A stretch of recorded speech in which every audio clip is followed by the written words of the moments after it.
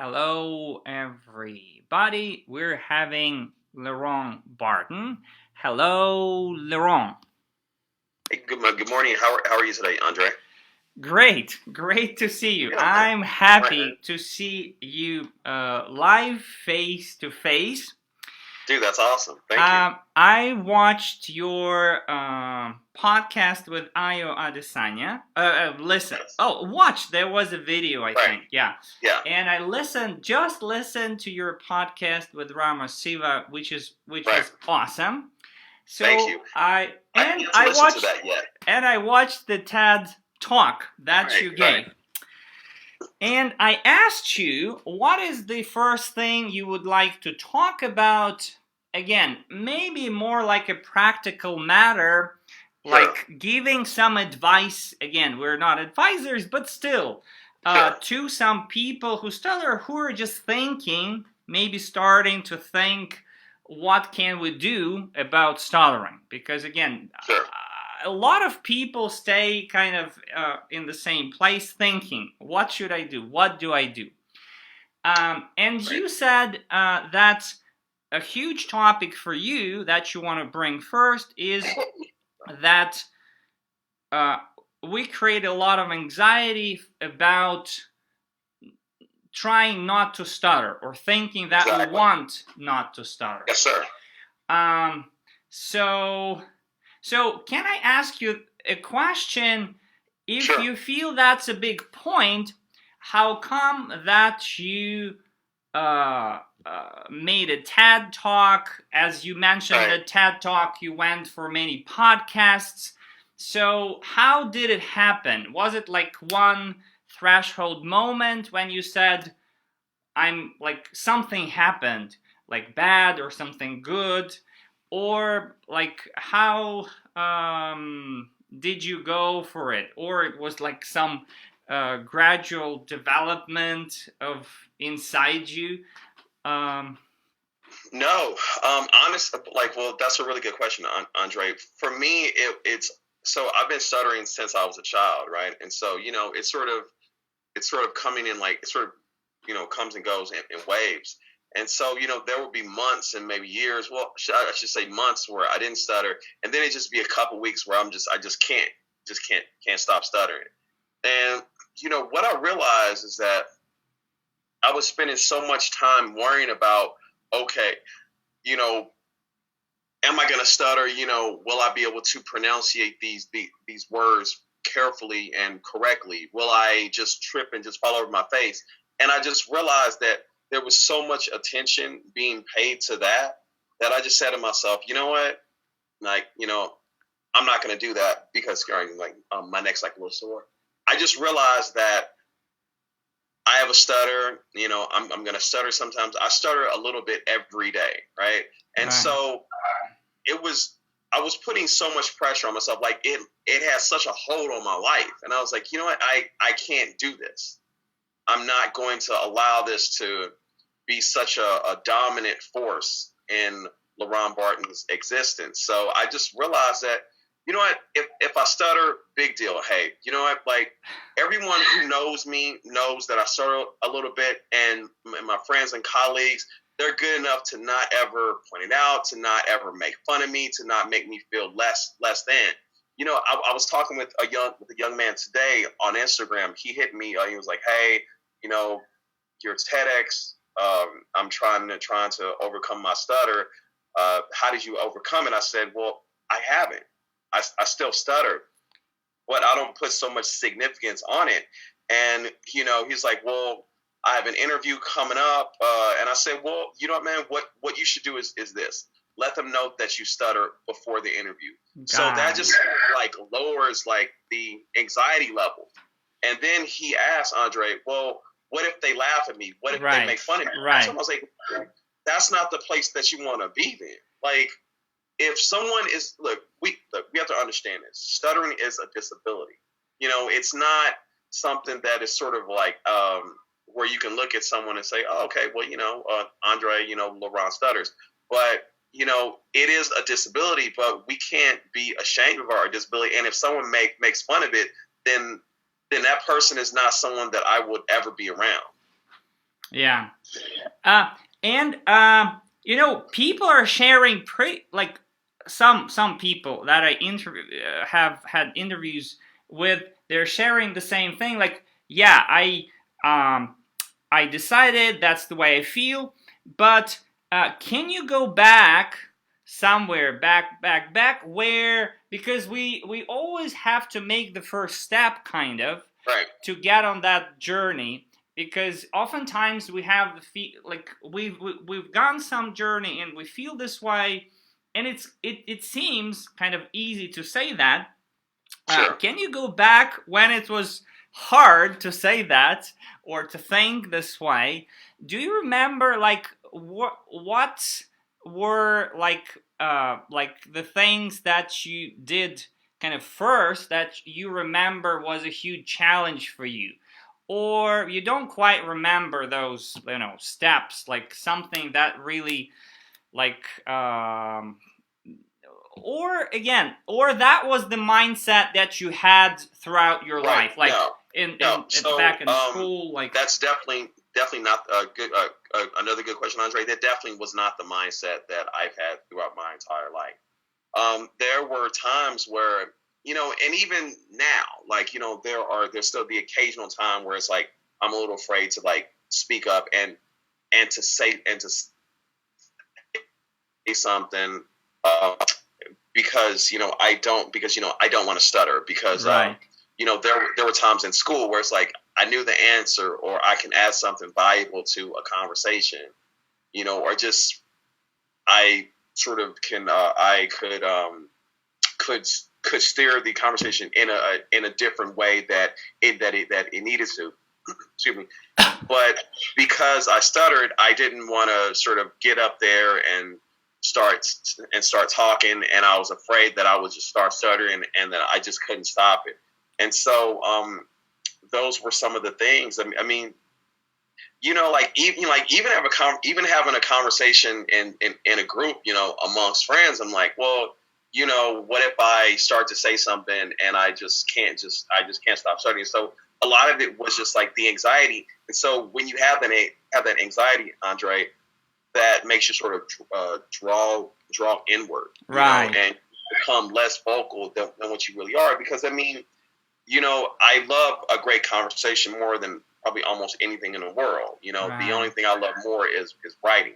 And so, yeah, I mean, that's my favorite thing to do in the entire world. Uh-huh. So when I'm not able to talk with people and exchange ideas because I'm sort of self-policing myself, then, that's a problem.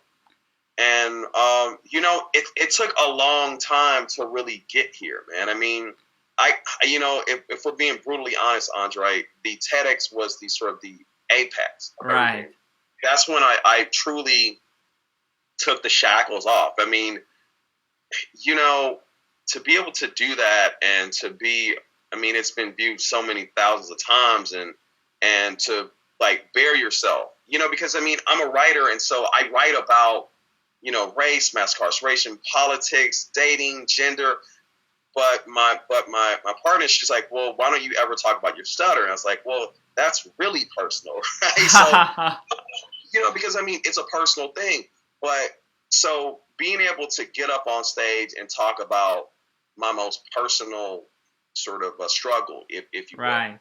it's just, I mean, it's a tough thing. But when I did that, that's when I finally 100% owned it.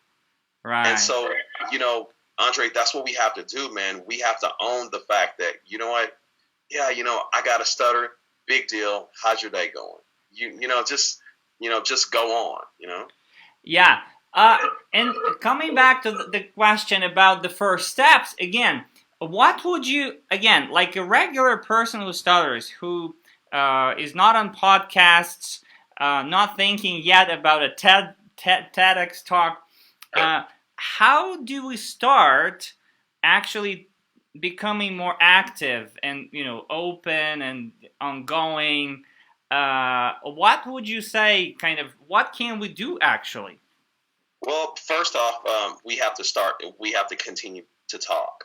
Look, it's it's easier said than done, right? Right. I Right. mean, again, there's a lot of anxiety behind talking, but you have to just throw yourself out there, man. I mean, it's like for me, Andre, it's like riding a bicycle, right? I mean, you know, when you're a kid and I'm sorry, do you know how to ride a bike? Yeah.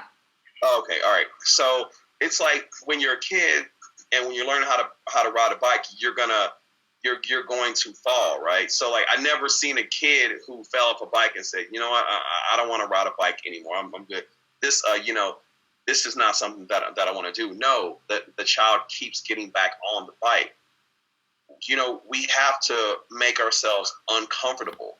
Yeah. That is the key, man. Like, honestly, like, that's the key. Just, jumping in there, just like, hey, you know what, man? Like, I'm going to just, I'm just going to talk. And, what I tell people all the time, man, is just like, when you start stuttering, just stop, take a deep breath. Even before I talk, I always take a deep breath. I always go, because again, like these are techniques to lower the anxiety. That's the whole thing. For me, these may not work for you, Andre. These may not work for the viewers, but for me personally, it was all about lowering the anxiety. Right. And, right. And then begin to talk. But right. You're not gonna be able to get like. So I mean, I did spoken word poetry for years, right? Like I like getting up in front of people and talking because I come from a long line of raconteurs. My grandfather is a wonderful storyteller. My father, he's a good storyteller. A lot of people have fear of public speaking. That's okay. I have a fear of heights. Like you can't pay me to get on a roller coaster. I'm just not going to do it. If you try to give me $50, Andre, I just look at it and just be like, no. Like, you know what I'm saying? It's no. But it's like in order to conquer that fear, first we have to understand that it's like it's nothing wrong with stuttering. It's normal. 70 million people do it, so it's fairly common. I mean, even though, as I said in the TEDx, that's 1% of the population, it's still quite a few people. Right. So we have to almost take the stigma out of it. It's like Yeah, that's the hardest. Yeah, that's the hardest thing. Yeah, that's the absolutely. hardest. So I want to go into that, really dive into that thing. You say we need to throw ourselves out there and speak. And again, for many people, it feels like forcing ourselves. And many people don't feel comfortable. When you force yourself, it feels painful, feels bad. Why did I do it? Nothing changed. I just embarrassed myself. So probably the right mindset when you're doing it, when you really kind of want to do it, you really go for it, is crucial, is important. Like you're not like, it's not sacrifice or just like torture. It's something positive. So so how do you kind of play in your mind with that when you if you ever have those negative thoughts about embarrassment, how do you drive yourself to that positive part of actually doing it, maybe enjoying it, the conversation, the whatever it is? Well, gosh, man, Andre, these are wonderful questions. So for me, like, I'm trying to think, how can I answer this question? I guess what you just posed is that at the crux of his confidence, right? You know what I mean? It's like, how do you become confident enough to just get up there and to start talking? It's like, so as a writer, when I get a opinion piece, when I get a piece of journalism published, it's out there for human consumption. It's out there to be judged. People can praise it. People cannot praise it. I'm very confident in my writing. With my speaking, I'm not quite there, but I'm getting there. The key to that is to just get out there, man. Just jump out. Just jump out there. See, here's the deal, right? We think people care so much about our stutter. They actually don't. Like, I mean, if we're just gonna keep it funky, people don't care that as much as we think that they do. Yeah. Yeah. I agree to that. Yet, usually, again, self-sabotage, or maybe it's not, it's real. We start thinking, I care, or like who, I don't know, ego, whatever. Right. But something in me cares, and I feel bad when, again, it seems we we can create those pictures, what people would think. Sure. Maybe they don't say it, maybe say they really don't care, but it feels like I care, and yeah, so no, but I mean, but like, look, like, you caring about that, you being concerned about that, that's a very real thing, right? I mean, we are often our own worst critic, right? So if we think something is horrible, other people may think, it's okay. Being our own worst critic, for me, that's a good thing, because that makes me realize that okay, I place myself on a pretty high pedestal. I'm my own worst critic, man. Like, because I know what I can do, because I know my potential, and because I don't want to waste my potential. I don't want to waste my talent. At the same time, Andre, you said something very important: self-sabotage. I think that if we overthink something so much, we will just simply ruin it. It's like, look, when I write something, right, and again, I'm gonna always come back to writing. If I read the same thing, if I read my writing 20 times, I'm probably going to talk myself out of it and be like, this wasn't very good. This is kind of trash. That's self-sabotage. So what we need to do is that we need to just let the chips fall where they may. When you start doing something, and and it starts to become easier, and you become a little bit more successful, every little step, because this isn't something where you just jump off the porch and you're just great, right? You have to consistently do it. That's the key to this, Andre. Right. Consistency. So as you start to do it more and more and more, you become a little bit better, and you start to feel better about yourself, to the point where you're going to start to become confident and to not even worry about it. Right. And that's the last thing. Let's not worry about what other people think. That's a very hard thing to do. Right. I still struggle with it. I'm just at a much better place than I am now. Because look, at the end of the day, man, everyone's going to be criticized, right? I could sit here, I can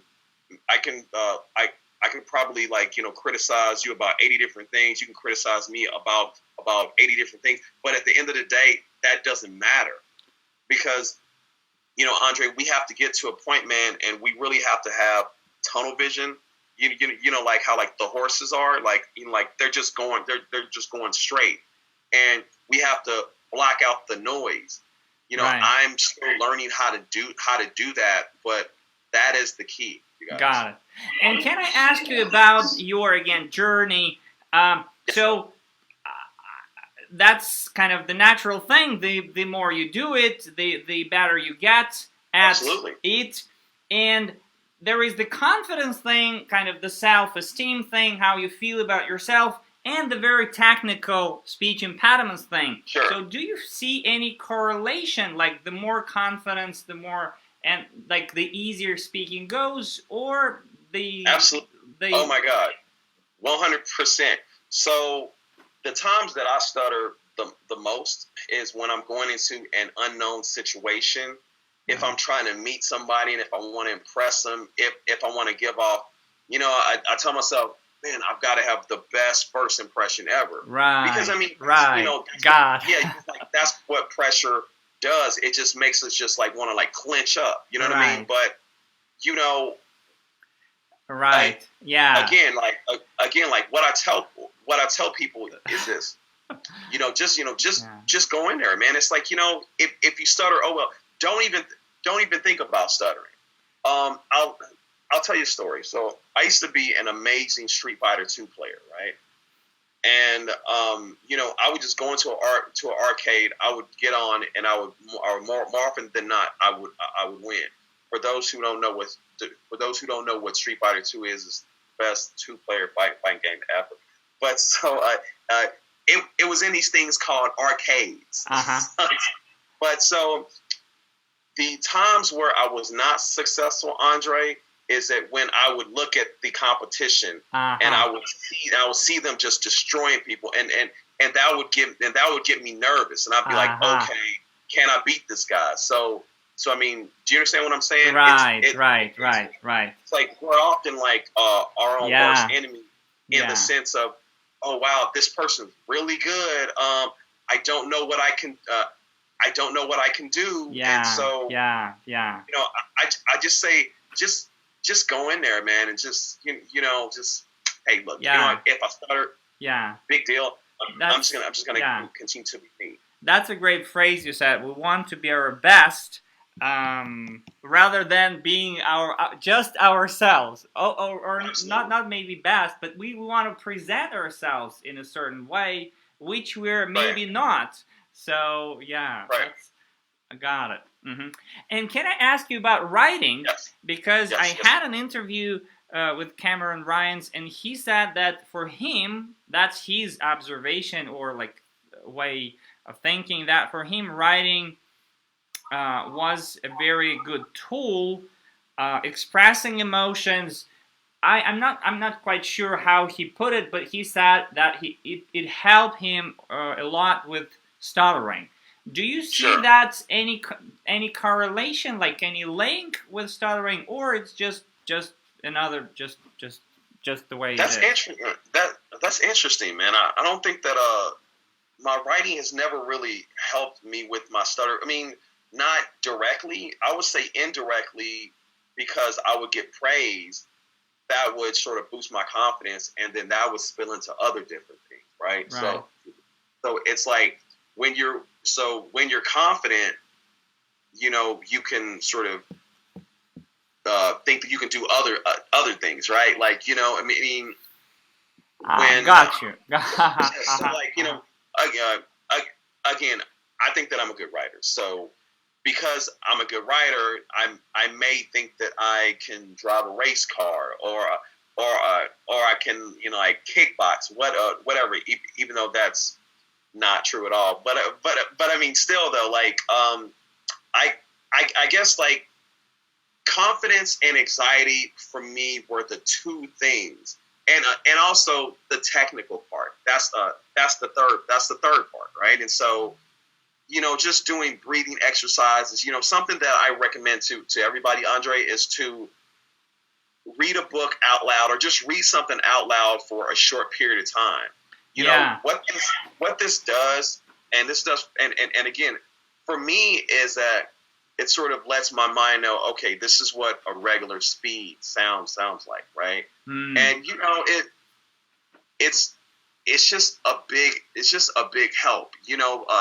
Thinking about what you're going to say before you say it. A lot of times when I would stutter, I would want to just get everything out so quickly. So I didn't stutter. So because I mean, if I talk slow like this, then it could be a possibility that I would stutter. But in actuality, when you're talking slow, you're pronouncing everything.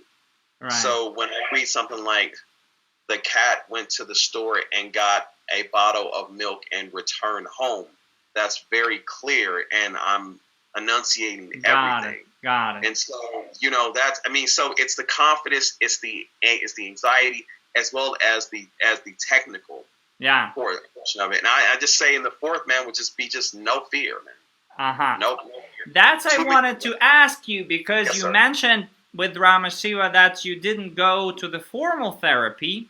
No. You've never gone to it. So I wanted to ask you, like, do you do anything about speaking, or you just speak? So you mentioned breathing and Yes, reading out loud, kind of playing with that. right. I also advertise going, like, shooting videos because it's close to reading out loud, but maybe a bit one step further, maybe, because you see yourself, you kind of try to interact, you try to, like, again, put some emotion there. Um, so about I'm sorry, Andre, not to interrupt. One thing that I do is that I listen to podcasts that I have been on, and I used to not listen to myself because I was like, oh my god, I don't hear myself talk. But my lady Michelle, she's like, you need to start listening to yourself to see how you sound. And one of the things about me, Andre, is that I'm big on what we call in IT the post-mortem. And so what that essentially means is that everyone doesn't know what post-mortem means is that after the task has been completed, after the project is done, let's look at all the steps that it took to complete the goal, see if anything can be removed, added, improved, if anything needs to be more attention We just want to. It's just a refinement. So next time that we go about doing that, we are better at it. right. And so when I listen to myself talk, I can tell. Oh, okay. Well, I was obviously present here. Like I was 100% paying attention, right? And there are times like, well, I could have slowed that down a little bit. I could have been a bit more. I could have emphasized things a bit more. And so, you are 100% right, man. I mean, it's listening back to yourself. Right. I mean, like that's been a humongous help. Right. Got it. Yeah. So I'm not taking your time. I think we have a plan. But I just want to to sum up that, because it's really important. Probably it's great exercise to observe yourself, like, again, cold observation, because of course the first reaction is, oh, I'm so horrible. Absolutely. Oh my God. But that's something we need there, to right? play, kind of, again, be more cool about it and really try to learn from it and see how we can go from that learning again. Right.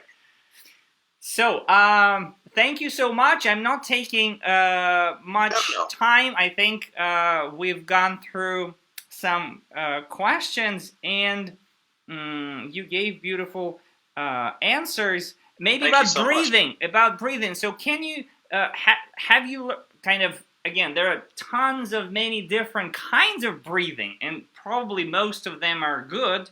But do you refer to any particular one, like you saw that video on YouTube, you like that, or is just regular breathing? I'm just all about, so before I talk to somebody, before I need to present whatever, I just take a really deep breath. I just go, and truly just, exhale it all out. You breathe it all out. Mm-hmm. And for some reason, and I don't know why, because I'm not a speech pathologist. I don't know how the body works in that way, Andre, but it just calms me down, man. It just it does. Yeah, it does. Right? You know what I mean? Like the levels of anxiety lows, like they are lowered so much, and I'm just like, okay, you know what? Yeah. Now I'm ready to do it. Yeah, that's a great exercise. That's a great thing to do. Absolutely. So thank you so much, LeRon. Absolutely amazing to see you and to have you. Andre, thank you so much for allowing me to be on this platform, this program, and I'm very passionate about this. Talking about this, Andre, it's really pushed me out of my comfort zone, because again, this is something that I just really don't talk about. But realizing that I can impact others. I mean, it's a beautiful thing to be able to help out. My mother always said, if you're not helping out, you're not doing anything. And so I'm really happy to help out. So you guys take care, and we'll talk soon. Yeah. Thank you. Thank you so much. Thank you. Really appreciate it, bro.